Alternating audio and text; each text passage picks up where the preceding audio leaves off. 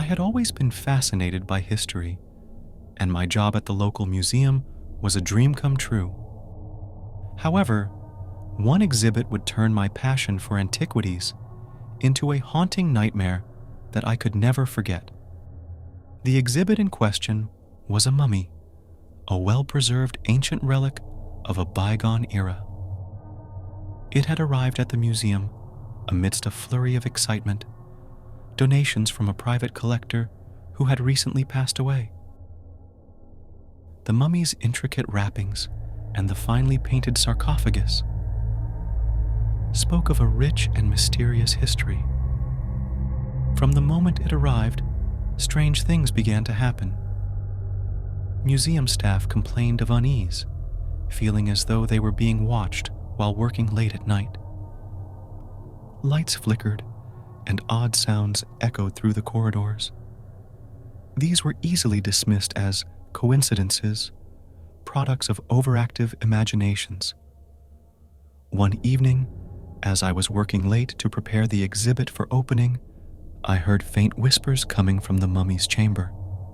I initially thought it was the wind, but the air inside the museum was stagnant. My unease grew, and I decided to investigate. As I approached the mummy's chamber, the whispers grew louder, and I could distinctly make out the voice of a woman, her words incomprehensible. It was as if the mummy was trying to communicate from beyond the grave. Chills ran down my spine. I summoned my colleagues, and we carefully examined the mummy and its sarcophagus. Inside, we found a small, concealed compartment containing a journal that belonged to the collector who had donated the mummy.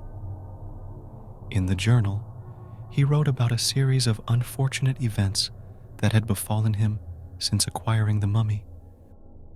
He believed it to be cursed. As days passed, the museum staff began to experience a string of inexplicable accidents and misfortunes.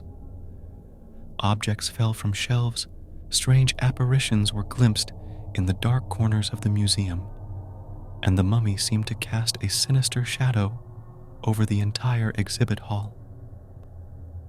One night, while conducting a late-night inventory, I heard a blood-curdling scream emanating from the mummy's chamber.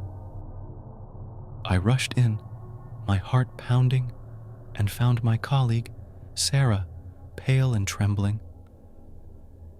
She claimed that the mummy had come to life, its bony hand reaching out to her. Terrified, we decided to investigate further and began researching the mummy's origins. We discovered that it was once part of an ill-fated expedition to Egypt. The team had excavated an ancient burial site against the wishes of the local population, invoking a curse that would plague them. Everyone associated with the expedition had met a grim end, their lives cut short by mysterious accidents or sudden illness. The museum staff decided that the only way to break the curse was to return the mummy to its rightful resting place in Egypt. But transporting such a valuable artifact halfway across the world was no small task. We were met with resistance from higher-ups who feared the financial implications. As we debated our course of action, the museum's paranormal activity intensified. The mummy's curse seemed to grow stronger, its malevolent presence infecting every corner of the building. It became clear that we had to act swiftly. With the help of archaeologists and curators, we arranged for the mummy's return to Egypt. The moment it was removed from the museum, a palpable sense of relief washed over us. The paranormal occurrences ceased, and we could finally breathe easy. The mummy was laid to rest in its homeland, and the curse that had haunted the museum seemed to fade away.